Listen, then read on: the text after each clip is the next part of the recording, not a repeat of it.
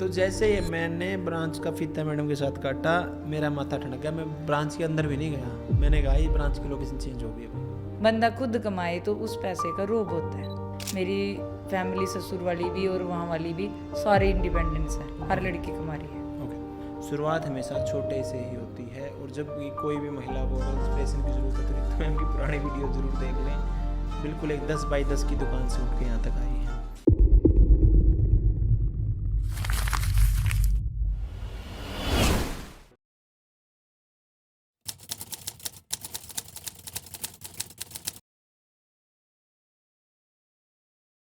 Hi, this is Ravindra Shivach और आप देखना स्टार्ट कर चुके हैं टैलेंटेड तो इंसान, जिसमें हम अपने स्टूडेंट्स के इंटरव्यू शूट करते हैं। उसी कड़ी में एक और इंटरव्यू आज हम शूट करेंगे यमुनानगर ब्रांच की। जी हाँ, यमुनानगर ब्रांच की हमारी स्टूडेंट अरुणा कंबोज का, जो कि बिलोंग करती हैं यमुनानगर से। प्रॉपर शहर से ही हैं। हाँ जी जो आपकी ब्रांच है यमुनानगर की, क्या उसकी लोकेशन सही है? यस सर, क्योंकि आप बिल्कुल लोकल सही है। है। सही है, बिल्कुल सही। बस स्टैंड के नज़दीक पड़ते हाँ हैं। जी, बस स्टैंड के नज़दीक है। कोई ऐसी चीज़ नहीं है जिससे लेडीज़ को इशू हो वहाँ आने में।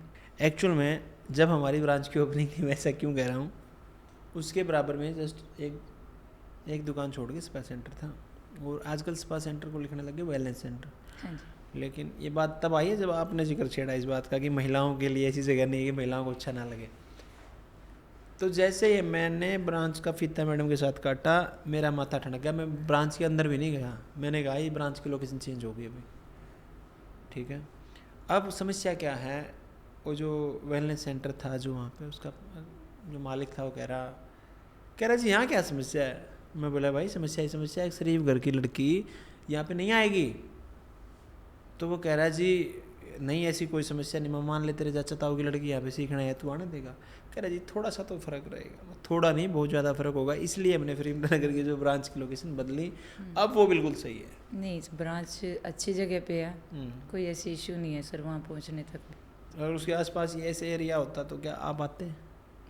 नहीं आने देते घर वाले, क्योंकि कहेंगे कि जहाँ पे आप सीखने जा रहे हो उसका नज़दीकी एरिया सही नहीं है। और जो बुटीक मैनेजमेंट में मैंने आपको समझाया कि लोकेशन बिल्कुल सही मायने रखती है सर, बहुत मायने रखती है। बहुत मायने रखती है। किस लोकेशन पे आप काम कर रहे हैं, कैसा काम कर रहे हैं, वो हर चीज़ मायने रखेगी। अगर आप समझें, अगर दारू के ठेके के बाहर आप दूध बेचेंगे तो नहीं बिकेगा, नहीं बिकेगा, क्योंकि लोकेशन उसकी अलग होनी चाहिए, तरीका होता है। आप बताएं आपको कैसा लगा 3 महीने ब्रांच पे गुजार के? सर मुझे बहुत अच्छा मिला, बहुत अच्छा रहा वहाँ का। मेरी बॉन्डिंग सबके साथ अच्छी रही, टीचर्स के साथ। मेरा एक फैमिली मेम्बर की तरह था हर स्टूडेंट, मेरी हर फ्रेंड सर्कल वहाँ बहुत अच्छा बना मेरा। बहुत अच्छा। हाँ जी। लाइफ में इन 3 महीनों को कैसा देखते हैं आप, जो आपने यहाँ पे दी है?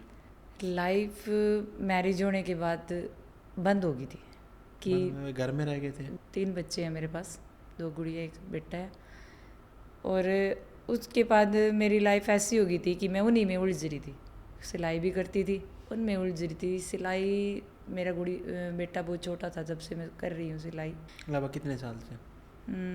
8 साल हो गए। 8 साल से। मेरे पापा एक्सपायर हुए थे, उसके बाद मुझे डिप्रेशन में चली गई थी थोड़ा, कि दिमाग ये मानने को तैयार ही नहीं था कि पापा चले गए। उस के बाद तो हम 3 भाई बहन हैं, तीनों की लाइफ में, यानी कि मेरा भाई तो अब तक नींद से बाहर आया। वो अब भी इस चीज़ को ये सोचता है कि कहीं ना कहीं पापा पैसे की वजह से ये रह गए हैं। मैं मिडिल फैमिली से हूँ, मेरी शादी अच्छे घर में हुई है, लेकिन मैं पीछे मिडिल क्लास फैमिली से हूँ। एक्चुअल में जिसको हम मिडिल क्लास खुद को समझ बैठे हैं, हम मिडिल क्लास नहीं, हम गरीब हैं। हमें समझना पड़ेगा। मिडिल क्लास फैमिली भी मेरे हिसाब से वो हैं 2 महीने का 1-2 लाख रुपए कमाती है। हाँ जी सर। एक परिवार यहाँ पे, लेकिन इंडिया में ऐसा कॉन्सेप्ट बन गया है, जो 10,000 रुपये कमा रहा है वो कह रहा है मैं भी मिडिल क्लास हूँ, जो 50,000 कमा रहा है वो मिडिल क्लास है। मिडिल क्लास एक्चुअल में वो तुम नहीं हो मिडिल क्लास जो इतना पैसा कमा रहे हैं, क्योंकि जैसे ही घर में कोई बीमार होगा या कुछ भी होगा, तुम गरीबी रेखा में आ जाओगे, बिल्कुल पैसा नहीं बचेगा, कर्ज हो जाएगा। हमें इस चीज़ को समझने की ज़रूरत है कि सबसे पहले अगर मान के चलो, हमें पता होना चाहिए कि हम मिडिल क्लास नहीं हैं, हम गरीब हैं। लेकिन हमारा दिमाग हमें बार बार ये बताता है कि मैं तो मिडिल क्लास हूँ, मिडिल क्लास हूँ, मिडिल क्लास हूँ, ताकि हम सुरक्षित महसूस करें। हाँ जी। ये है कहानी। अब कोई इंसान जिसके घर में 4 इंसान हैं, 4 या 5 बच्चे हैं, या मतलब पूरा टोटल फैमिली उनकी 5 की है, और 20 से 30,000 रुपये कमाता है, आप उसको मिडिल क्लास मानेंगे? नहीं सर, बच्चों की फीस ही नहीं दी जाएगी फीस ही स्कूल नहीं में, दी तो जाती। एक एक बच्चे की आप समझे, जब मैं +2 क्लास कर रहा था 1500 रुपये फ़ीस लगती थी, प्राइवेट में पढ़ा हूँ मैं। आज मेरी गुड़िया की फ़ीस 6000 रुपये लग रही है 2nd क्लास की। हाँ जी सर। मतलब एजुकेशन देखो आप कितनी महंगी हो गई है। आपके बच्चों की कितनी लगती है फ़ीस? सर मेरी गुड़िया 134 में जा रखी है। अच्छा, हाँ कम जी से कम सरकार की स्कीम का फ़ायदा उठा रहे हाँ हैं जी। आप। अच्छे स्कूल मेरी में जा गुड़िया रही का होगी। मैंने, हाँ जी, मेरी गुड़िया का मैंने नंबर डलवाया, खैर उसने अच्छी कोशिश। 134A बोलते हैं उसको। हाँ जी सर। वो अगर कोई नहीं जानता तो हरियाणा में चलती है शायद हाँ स्कीम, जी बाहर हाँ का जी, मुझे नहीं पता। हरियाणा हरियाणा में में है चलती है। स्कीम। अब जिस नहीं है सर, अब ख़त्म कर दी। अब ख़त्म हो गई है। अब ये चैतन्य वगैरह या फिर कुछ और निकाला हुआ है इन्होंने। अच्छा, उस टाइम रिटर्न पेपर था ये। लेकिन जब एक बार दाखिला हो गया आपकी गुड़िया का तो बार बार नहीं देना ना। नहीं। अब वो +2 तक पढ़ेगी। अब 8th में कह रहे हैं कि उसकी हाफ हो जाएगी फीस, क्योंकि लेकिन काफ़ी फ़र्क पड़ता है हाँ वैसे जी भी। बहुत फ़र्क पड़ रहा है। हरियाणा सरकार का ये बहुत अच्छा कदम था। हाँ बहुत अच्छा। और जिससे कि मतलब काफ़ी गरीब घरों के बच्चों अच्छे अच्छे स्कूल्स में पढ़ पाए। हाँ जी, वो उसमें जाती है। बेटे की मेरी फ़ीस है 1000 हुई है अब उसकी, इतनी भी नहीं है। आप पढ़ाते हैं बच्चों घर पे कि ट्यूशन लगवा रखे हैं? ट्यूशन लगा रखी है मेरे से, जब से मैं सिलाई करने लगी हूँ मेरे से नहीं पढ़ाया जाता बच्चों को घर पे। और बट वैसे मेरी फैमिली सारी एजुकेटेड है। आप कितने एजुकेटेड हैं? मेरी एजुकेशन भैया, मेरे पास सर्टिफिकेट है सिर्फ +2 का। वैसे मैंने बीकॉम भी की, बीकॉम के बाद मैंने बीए भी की। सर्टिफिकेट कहाँ गए फिर उनके? सर्टिफिकेट के मैंने जब मैरिज हुई तो मैं बीकॉम फर्स्ट ईयर में थी। बस उसके बाद मेरे पास मैरिज होने के बाद हेल्थ को लेके इश्यूज हो गए, तो फिर भी मैंने एग्ज़ाम दिया। तो मैं 2nd ईयर होगी मेरी बीकॉम में। उसमें मैंने जो दिया एग्ज़ाम, वो जो पिछला था उसमें जब उन्होंने पेपर आने के रिज़ल्ट आने के बाद मेरे 1 नंबर के उससे मैंने वो क्लियर भी कर लिया। पता नहीं कहाँ वो सर्टिफिकेट या फिर मैनेजमेंट की कुछ इश्यूज़ वगैरह रहा, मेरा वो निकला ही नहीं वहाँ से कि मैं रिपेयर में भी वो क्लियर नहीं हुआ वो चीज़। रिपेयर में भी नहीं हो पाया? नहीं हुआ। बीए के मैंने पेपर दिए, बहुत अच्छा रहा, रिजल्ट फाइनल तक पहुंच गई थी मैं, तब मुझे पता लग रहा है कि फर्स्ट ईयर में भी कुछ गड़बड़ हुई है। तो वो छूट गया। फिर मैंने उसके बाद एनटीटी की है, उसका भी सर्टिफिकेट मेरे पास नहीं है। वो जो टैगोर संस्था कुछ वगैरह थी जिससे मैंने की थी, उन्होंने सर्टिफिकेट नहीं दिया, कोई प्रूफ नहीं है कि मैंने एनटीटी की हुई है। जो यहाँ पे हाँ सिक्का जी, उसका वो सर्टिफिकेट है? सर्टिफिकेट सर उस दिन मेरे हाथ में आया। अम्बाला ब्रांच में हम गए हुए थे, मैम की एंट्री होने वाली थी, उससे 5 मिनट पहले मेरे पास सर्टिफिकेट आया। तो सबसे पहला नाम मेरा आया अरुणा। मैं उस सर्टिफिकेट को देख के इतना रोने लगी। अरे तू क्यों रो रही है? मैं किसकी कहानी मैं ही जानती हूँ, मैं क्यों रो रही हूँ? इसलिए रो रही हूँ कि आज मेरे पास जो मैंने स्किल सीखी है उसका सर्टिफिकेट आ गया, वरना आज तक सर्टिफिकेट नहीं आया +2 के बाद। आपके पति क्या करते हैं? ये फैक्ट्रीज वगैरह में जो केमिकल के सैंपल होते हैं उनके केमिस्ट हैं। ओके। हाँ जी। और आप इससे पहले, यहाँ आने से पहले क्या कर रहे थे अपनी लाइफ में? मैं यहाँ आने से पहले सिलाई तो करती थी, लेकिन वो बेनिफिट नहीं मिल रहा था मुझे, तो मैंने फिर किसी ने मेरा काम बंदवा दिया कि सलवारें भी सिलती हैं। मुझे नहीं पता था कि कोई सलवारें भी देता है जैसे टेलर। तो आप सलवारें सिलते थे? मैं सलवारें सिलती थी। कितना पैसा बन जाता था? ये 30-40 रुपये सलवार के मिलते थे। नहीं मिल टोटल पैसा? टोटल नहीं भैया, वो टूटवा पैसा होता था। टूटवा कभी हाँ मिल गया कभी नहीं मिला ऐसा? काम तो उनसे काफ़ी अच्छा था, लेकिन उन दीदी से मैंने बहुत कुछ सीखने को मिला। जिनके लिए आप काम करते? हाँ जी। क्या सीखने को मिला? वो जैसे मुझे ट्राउज़र नहीं आते थे और मुझे कटिंग करके देते थे, कह रही तूने जिसका बनाना है बनवा देते थे मेरे से। बाकी मैं जिनसे भी पूछती थी अपनी जानकारी में कि मुझे आज ये चीज़ कटिंग करके दे दोगे, मुझे बता दोगे कैसे कटिंग होती है? कहते यूट्यूब पे सब चीज़ें आई हुई है, आप वहाँ से देखो। पर यूट्यूब पे भी तब समझ में आया जब हमें मेजरमेंट का पता हो कि ये चीज़ होती है, नहीं समझ आता था। उन्होंने मेरी बहुत सहायता की है इस चीज़ में। मैंने कहा दीदी आज मैंने ये चीज़ बनानी है, आप मेरी कटवा दोगे? कह रही कोई बात नहीं, मैं ये चीज़ काट के दे दूँगी। सिलाई ये तो मारनी में मार लेती थी उस पर, लेकिन उससे क्या हुआ, मुझे कटिंग तो नहीं आई लेकिन हाथ में सफाई आ गई उस चीज़ से। जब यमुनानगर में ब्रांच आई तो आपको कैसा लगा? यमुनानगर में ब्रांच आने पे मैंने बहुत कोशिश की कि मैं वहाँ पे चली जाऊँ। उस दिन मैडम की ओपनिंग थी, तो उस दिन पता नहीं क्या हुआ मैं नहीं जा पाई। मैंने सोचा आज ओपनिंग पे नहीं जा पाई, 2-4 दिन के बाद मैं जो जाके देखूँगी। तो मैंने एक दूसरे से पूछा जिन्होंने ऑनलाइन मैम का कोर्स लिया हुआ था, कहती अच्छा सिखाते हैं बट हमें ब्रांचों का नहीं पता। कि अभी ब्रांच यहाँ हम गए नहीं कभी ब्रांच पे, कि मैडम बहुत अच्छा सिखाते हैं। तो मैं बोलती रही इनको, मैंने कहा मेरा काम करा दो, तो उनका काम भी छूट गया इसी बीच में। कहता जब मेरे पास होएगा ऐसा तो मैं करवा दूंगा। हुआ नहीं, वो टाइम निकल गया, जनवरी का बैच चला गया, फरवरी की आई कि फरवरी का ये चीज़ आएगी, तो मैंने इनको बोला मैं ऑनलाइन भर दूँ। कह रहा चल कोई बात। आपके पति को हाँ बोला? जी, उन्होंने मेरा बहुत साथ दिया। मेरे सपोर्ट सिस्टम वही है ना, मैंने पीछे से नहीं कह सकती और आगे भी किसी को ससुराल में नहीं कह सकती इस चीज़ को, लेकिन उन्होंने मेरा हर चीज़ में साथ दिया। कहता चल कर ले, ऑनलाइन ही तो है, घर पे बैठ के कर लेगी।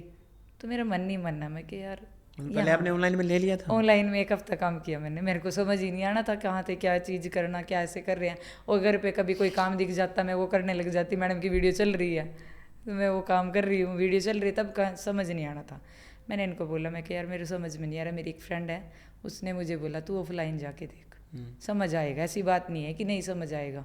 मैं रोने भी लगी उस टाइम पे। तो ये मुझे पता लगा कि जो फीस है हमारी वो 14,000 रुपये है, अगर आप इंस्टॉल में दोगे तो 17,000 रुपये है। मैंने कहा आप एक साथ दे दो, 17,000 में तो मैं 3,000 रुपये अपने सर्टिफिकेट के भी दे दूँगी। कह रहे ठीक है। तो जहाँ से मैं अरेंज करना चाह रही थी नहीं हुए, तो मैं फिर बैठ गई। मैंने कहा भैया अभी 12 एडमिशन नहीं होगा, तो मैं कहा चल बैठ जाते हैं ऐसे ही कर लूँगी मैं क्या ऑनलाइन। तो मेरी फ्रेंड फिर बोलने लगी, कह रही नहीं जीजू को बोल कहीं से भी अरेंज करेंगे हो जाएगा। तो मैंने जिनसे पूछा नहीं हुआ, तो ही बोलने लगे। मैं बैठ गई शाम को घर पे। कहता क्या हुआ, मैंने कैसे करके बात है, मैंने तो ऑनलाइन करना है, वहीं पे जाना है ऑफलाइन में। कह रहा तू टेंशन ना ले, कल मैं बात करता हूँ जहाँ मैं काम करता हूँ वहाँ जाके बात करूँगा कि पैसे का अरेंजमेंट हो जाएगा।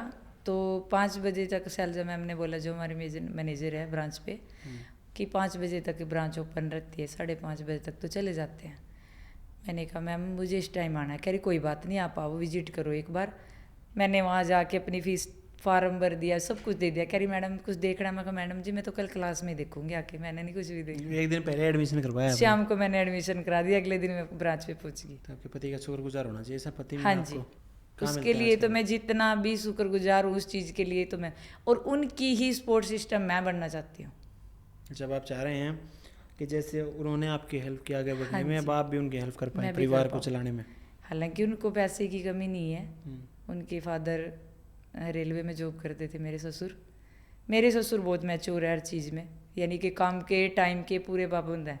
मेरी सास भी सिलाई अच्छी कर लेती है इस उम्र में भी, लेकिन मेरी सास और ससुर ने भी बहुत स्ट्रगल किया अपनी लाइफ में, वो भी बहुत अच्छा करते हैं। लेकिन फिर भी मेरे जो हस्बैंड है वो इस चीज़ को सोचते हैं कि बंदा खुद कमाए तो उस पैसे का रोब होता है, वो ये चीज़ सोचते हैं इस चीज़ में।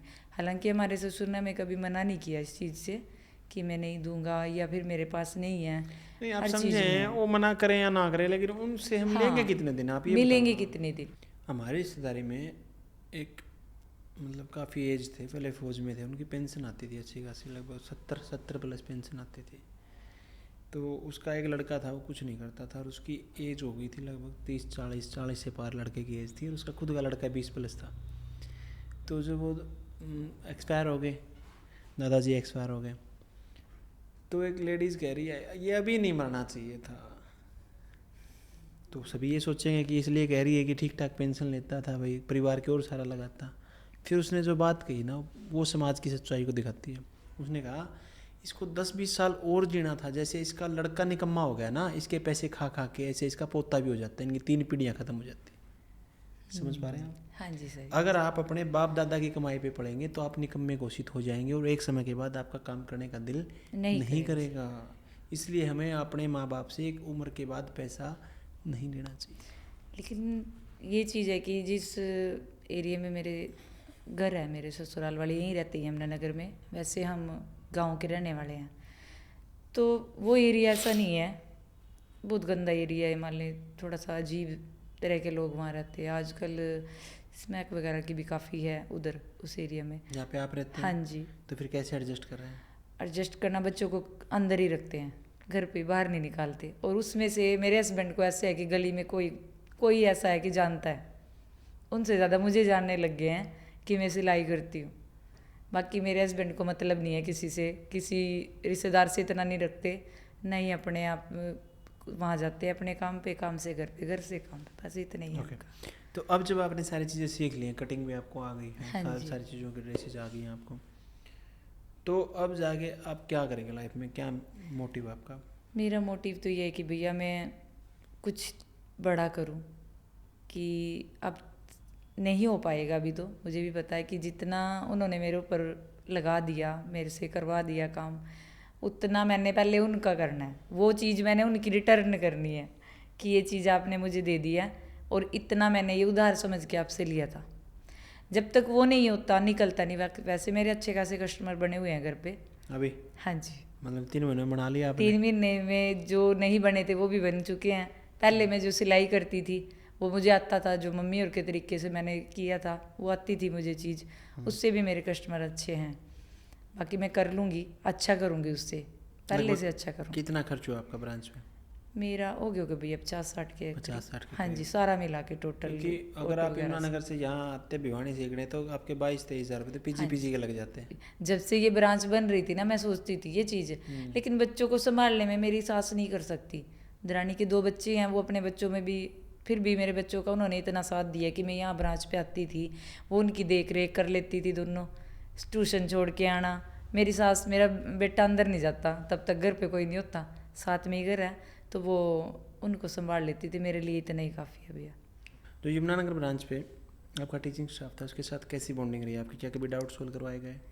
बहुत अच्छे सर, मेरी बॉन्डिंग बहुत अच्छी रही है अपने टीचर्स के साथ, और टीचर्स मेरे बहुत अच्छे हैं, बहुत ही। हर चीज़ पे जहाँ जहाँ मुझे लगा कि मैं नहीं कर पाऊँगी, उन्होंने बोला दीदी नहीं, पॉजिटिव सोचना है, नेगेटिव ना सोचो। ओके। तो जो ड्रेसेस आपको सिखाई गई 3 महीनों के दौरान, उनमें से सबसे पहले ड्रेस आपको कौन सी ऐसी लगती है कि ये ज़बरदस्त, ये मैंने खूब अच्छी सीखी? ये भी मैंने खुद बनाई हुई है, और जो मैंने इस ब्रांच पे मैम ने विजिट किया था वो भी खुद बनी है, और जो इसको पहन के मैंने रैंप वो किया वो भी मैंने। मेरी जो सारी ड्रेसेस है वो मुझे सारी अच्छी लगती है। सारी अच्छी लगती हाँ जी। रितु मैम से मिले हैं आप कभी पर्सनली? हाँ जी, उनके साथ कैसी बॉन्डिंग रही आपकी? बहुत अच्छी। मैंने कभी सपने में सोचा था कि मेरे को भी कभी रितु मैडम से मिलना होगा, लेकिन अब मैं 4 बार मिल चुकी हूँ, 5वीं बार आज हुआ है। आज मिल के आए हैं हाँ शूट जी। करने से पहले? मिल के आए हैं सर। क्लास में गए थे? हाँ जी, हम क्लास में गए थे। ओके। यमुनानगर ब्रांच पे सेफ्टी एंड सिक्योरिटी को लेकर आपका क्या मानना है, कैसा है? सेफ्टी बहुत क्या अच्छी महिलाओं के लिए सेफ है? हाँ जी, बहुत अच्छी है। पंचिंग सिस्टम है, 2 रजिस्टर लगाए हुए हैं। मैम जो है हमारे सलजा मैम है मैनेजर वहाँ के, बहुत अच्छे से बच्चों को करते हैं। हालांकि हम लेडीज़ आती है वहाँ पे ज़्यादा, लड़कियाँ बहुत कम है, लेडीज़ ज़्यादा हैं, क्योंकि सीखने के बाद या पढ़ने के बाद जो भी बच्चे अभी आ रहे हैं, +2 का रिजल्ट आया जैसे बच्चों का, वो भी आती है वहाँ पे। लेकिन लड़कियों के लिए बहुत अच्छी चीज़ है, मैडम बहुत स्ट्रिक्ट है इस चीज़ के लिए, कभी किसी को फालतू बाहर नहीं जाने देते, जो भी जाता है तो लिख के जाता है। सीसीटीवी है ब्रांच में? हाँ जी, हर जगह सीसीटीवी है, और कोई ऐसा कोई मुझे ऐसी घटना आपके सामने आई हो पिछले 3 महीने में? कोई ऐसी चीज़ नहीं हुई है क्योंकि ब्रांच हमारे पे। पास भी नहीं आई हो सकता, क्योंकि आप वहाँ से नहीं क्या, सर। हमारे पास तो मेल नहीं आई है ऐसी। मेरे को ऐसी कभी नहीं लगा कि इस ब्रांच पे मालिक मैनेजमेंट की भी या टीचर्स की या हमारे ओनर्स की, मैं कभी नहीं कहूँगी कि कभी कोई ऐसी चीज़ रही है वहाँ पे। उन्होंने बहुत अच्छा, जब भी हमने कोई चीज़ की ज़रूरत पड़ी, यमुनानगर से अवेलेबल नहीं थी, राखी मैम ने हमें वो अम्बाला से भी करके अभी पूरा अवेलेबल करा के वो चीज़ वहाँ पे भेजी है। Okay okay. Social media use करते हैं आप? हाँ जी सर। क्या चलाते हैं? सोशल मीडिया पे सर मेरे यहाँ आने के बाद 2000 फॉलोअर्स पूरे होने वाले हैं। 2000? हाँ जी। पहले कितने थे? पहले कम थे, 700-600 के करीब ही थे। पूरा फायदा ले गए आप तो फिर। हाँ जी। फीस तो आपकी इसी में पूरी होगी, क्योंकि फॉलोवर बढ़ना सबसे भारी काम है आज के दिन सोशल मीडिया पे। इस फॉलोअर्स के लिए तो लोग, लड़कियां मुझे बोलती थी, जैसे हमारा शूट होता था फाइनल लुक दिखाने के लिए, कि भैया को रिश्वत देती है तभी भैया इसकी वीडियो डालते रहते हैं। वो मुझे टीचर्स के लिए भी बोलते थे बच्चे कि इसकी ये टीचर्स इसकी ज़्यादा करते हैं, हमारी नहीं करते इतनी, क्योंकि मुझे ये लगता था कि मैं जो चीज़ पहन के आई ना, वो मेरे टीचर मुझे देखें और कमियाँ बताए, चाहे उसमें कमी भी थी ड्रेस में, वो मुझे बताते थे कि इस चीज़ में ये कमी है। और जब भी भैया शूट करने आते थे, मैं उनको बोलती थी मेरी वीडियो सबसे अच्छी शूट करना, ये आनी चाहिए, ये रितु मैडम तक पहुंचनी चाहिए ये वीडियो। क्योंकि आप समझें, क्योंकि फेस के एक्सप्रेशन भी मायने रखेंगे जब आप हाँ शूट जी। करवा रहे हैं। फेस आपका डल हो रखा है, ड्रेस आप शूट करवा रहे हैं, तो उससे मज़ा नहीं आता। मैं हर चीज़ अपनी, मैंने मेकअप की भी 1 हफ्ते की क्लास ले रखी है, वो चीज़ तो आज क्यों नहीं करके आए मेकअप आप? दूर आना था भैया, और कुछ तबीयत 2 दिन से डाउन थी फेयरवेल के बाद। ओके, फेयरवेल पे कौन सी ड्रेस बनाई थी आपने? मैंने कोट सेट की तरह ही बनाई थी, जो ब्लाउज और लहंगे वगैरह। रैम्प बुक की थी आपने? हाँ जी। कैसा फील कर रहे थे? बहुत अच्छा सर।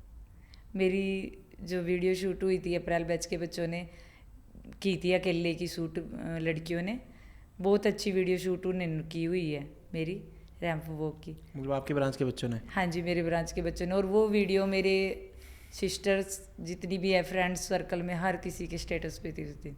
बहुत बढ़िया। मुझे तो बहुत प्राउड फील हुआ कि मैं वहाँ तक पहुँच गई 5000 बच्चों के बीच में। अब आपने कोर्स कंप्लीट कर लिया है होपफुली, अब क्या मोटिव है, आप क्या करेंगे यहाँ जाने के बाद? अब पहले तो मैं सर अपने लिए बुटीक का अरेंजमेंट करूँगी, कि जहाँ मेरा है तो घर पे कर रही हूँ मैं भी काम, लेकिन वो स्पेस नहीं है कि जैसे आते हैं तो एंट्री अंदर से ही होती है।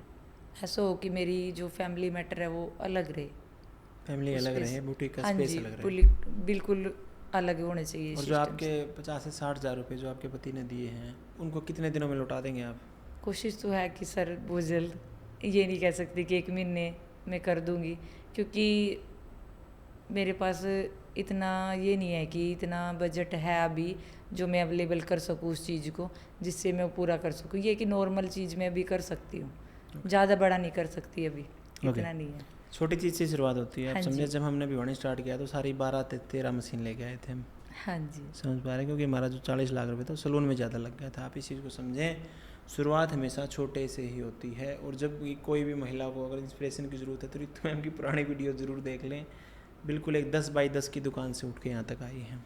अगर किसी को लगता है कि आसान रहा होगा, आसान नहीं होता कभी भी। बिल्कुल समस्या वहाँ से होती है कि लोग जब परफेक्शन के चक्कर में भागते हैं। परफेक्ट परफेक्ट परफेक्ट परफेक्ट नाम की कोई भी चीज़ धरती पे एग्जिस्ट नहीं करती, सिर्फ प्रोग्रेस एग्जिस्ट करती है। आप कहीं से भी शुरुआत करें मेरी बहन, एक चीज़ का ध्यान रखें कि डेली अपने आप में सुधार करते जाएं और प्रोग्रेस आपके अंदर आएगी। और आप जो कह रहे हैं कि एकदम तो नहीं, 1 साल के बाद जब आप इन चीज़ों को देखेंगे तो आपको लगेगा मैं क्या बोल रही थी देख उस दिन इंटरव्यू में, आज मैं कितने पैसे कमाती हूँ। आप इस चीज़ को समझें, पैसा कमाना एक कला है, आर्ट है। और आर्ट कौन करेगा? हम अपने आप करेंगे, आर्टिस्ट करेगा। नहीं, हमारी ब्रांच में मैंने ऐसे बच्चों से भी सीखने को मिला है। बहुत बच्चे ऐसे आते थे, वो अपने काम को हमें बताते थे आके कि मैंने यहाँ आके ना हर चीज़ अपने पैसे से की है। हाँ, बहुत सारे होते हैं बच्चे। मैं क्या पता नहीं कैसे कर लेते हैं बच्चे। अब मुझे लग रहा है कि हाँ ये पहले सीखते थे कि सीखा हुआ है। बाकी बुटीक ओनर भी थे वो। सोशल मीडिया पे आपके फॉलोअर बढ़े हैं, क्या कोई ये भी पूछता है आपसे कि मेरे लिए ड्रेसेस कब बनाई? कोई कस्टमर है आपके पास? हाँ जी, बहुत पूछते हैं। कई टाइम पास भी हैं, वो चलता रहता है। हाँ कोई टाइम पास भी करता है। बट मैंने कोई अपना अब ये भी होने लगा कि कोई पार्लर के लिए, जिस तरह किसी ने मॉडलिंग के लिए चाहिए कि आप हमारे शूट के लिए काम करोगे, ये 3 बच्चों की माँ को मॉडलिंग के लिए बुला रहे हैं। ये भी आते हैं कई बार मैसेज आते हैं। पक्की बात है ये? हाँ जी, कहते हैं आप हमारे लिए शूट करोगे, हम मेकअप कर देंगे आप लोगों के, आप करोगे ये चीज़। कईयों से आए हैं मैंने ये आपके पति को बताइए आपने बात? हाँ जी, उनका भी यही रहा होगा ना रिएक्शन की 3 बच्चों की माँ हो गई है, तेरे को कौन बुला रहा है? मेरे से बोलते हैं, कह रहे कर दी जो कुछ ठीक लगता है तेरे को। ये नहीं बोलते, मना नहीं किया कभी। कह रहे गलत काम के लिए मना है कि गलत जो भी दिखेगा तुझे कि तुझे लग रहा है कि ये गलत है, पता चलता है इंसान को कि हाँ मैं जी, गलत कर रहा हूँ, कि मैं ये गलत कर रही हूँ, तो वहाँ रुक जाना। बाकी मेरी तरफ से तेरे लिए पूरी आज़ादी है। आपने काफ़ी कुछ जानकारी हमारे साथ शेयर की अपनी ब्रांच को लेके, अपने जीवन को लेके। अंत में मैं चाहूँगा कि आप महिलाओं के नाम कोई संदेश दें, क्योंकि आप माँ भी हैं, आप बेटी भी हैं, आप पत्नी भी हैं।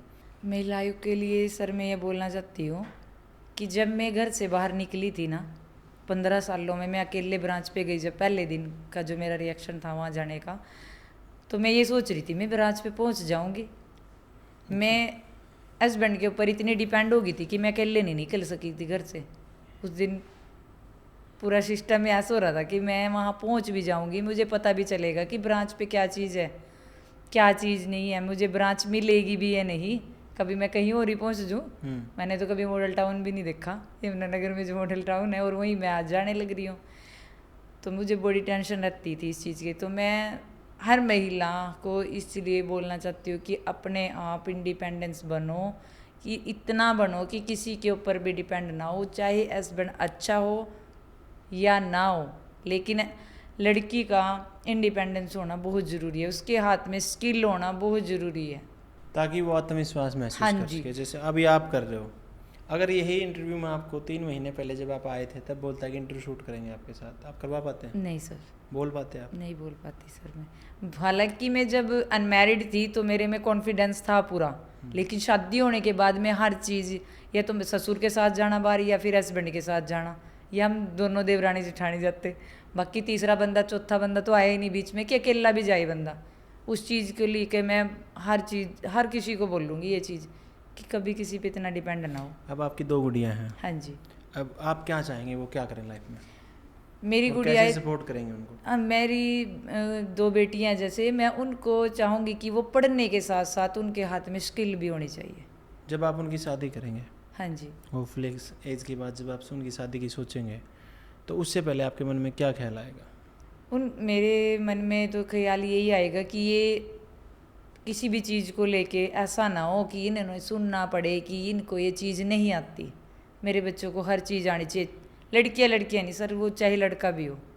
मैं लड़के को भी यही चीज़ बोलूँगी कि लड़की को भी काम आना चाहिए और लड़के को उससे ज़्यादा आना चाहिए, डबल आना चाहिए काम। बेसिकली मैं ये समझाना चाह रहा हूँ आपको, और ये मेरा सवाल पूछने का मतलब ये था कि जो आजकल हमारा समाज है वो क्या करता है कि लड़की की पढ़ा दीजिए, BA होगी, MA होगी जी, अब लड़की शादी के लायक इसकी उम्र होगी, शादी कर देते हैं जी, और अच्छा लड़का मिल गया ठीक ठाक, उसके पास पैसे हैं, अच्छा गुजारा करेगी, सारी उम्र मौज करेगी मेरी लड़की। नहीं सर, ये सोच नहीं रखनी। ये सोच जब तक कभी नहीं लड़की होनी अपने चाहिए पाँव पे ना खड़ी हो जाए, चाहे वो जॉब करे चाहे वो कुछ काम करे, तब तक उसकी शादी नहीं सर। करनी। मेरे जो ससुराल में हैं उनकी 3 बेटियां, जॉइंट फैमिली है, बहुत बड़ी फैमिली है हमारी ससुराल में। तीनों लड़कियां हमारी इंडिपेंडेंस हैं। मेरी जो ननंद है उन्होंने, एक ने CA की हुई है और एक जो दूसरी है अभी MA BEd है और अच्छा खासा कमा रही है, टीचिंग स्टाफ में है। मैथ और इंग्लिश की बड़ी अच्छी करती है, टीचिंग में बहुत एक्सपर्ट है, वो मैथ की एक्सपर्ट है कि कहना इस चीज़ का। मैं इनको भी यही बोलती हूँ कि तुम्हारी जो पिछले वाली पीढ़ी है बट उनके जैसे बनो, अच्छा स्किल होनी चाहिए तुम्हारे हाथ में। वो कपड़े भी सिल देती है अपने, जैसे उनसे आते हैं वो करते हैं उस काम को। कभी उनको कोई ये तो नहीं कहने वाला है कि तुम्हें ये काम नहीं आता, तुम्हें इन चीज़ के लिए दूसरों के ऊपर डिपेंड नहीं होना पड़ेगा, ये चीज़ सीखो। और हमारी फैमिली जहाँ तक है सर, मेरी फैमिली ससुर वाली भी और वहाँ वाली भी सारी इंडिपेंडेंस है, हर लड़की कमा रही है। ओके, तो अभी आप देख पा रहे थे हमारी प्यारी बहन अरुणा कंबोज को, जो कि बिलोंग करते हैं यमुनानगर से, और आशा और उम्मीद दोनों करेंगे कि ये अपने जीवन में हर उस बुलंदी को पाएँ जिसके लिए सोच के हमारे पास आए थे, और होपफुली इनको सिखाने में बहुत अच्छे से कामयाब रहे होंगे। और इन्हीं बातों के साथ इस इंटरव्यू को हम समाप्ति की ओर लेके जाएंगे। मिलते हैं आपसे नेक्स्ट इंटरव्यू में, तब तक के लिए देखते रहिए टैलेंटेड रितु इंसान। धन्यवाद।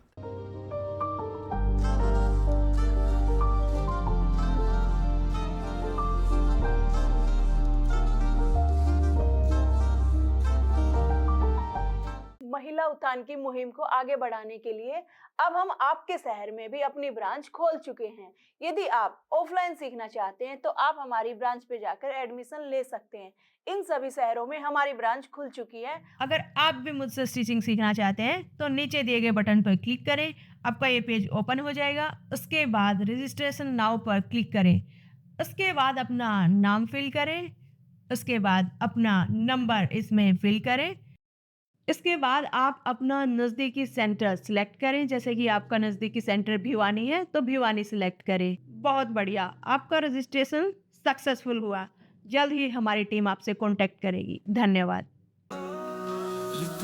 इंसान नाम है उसका।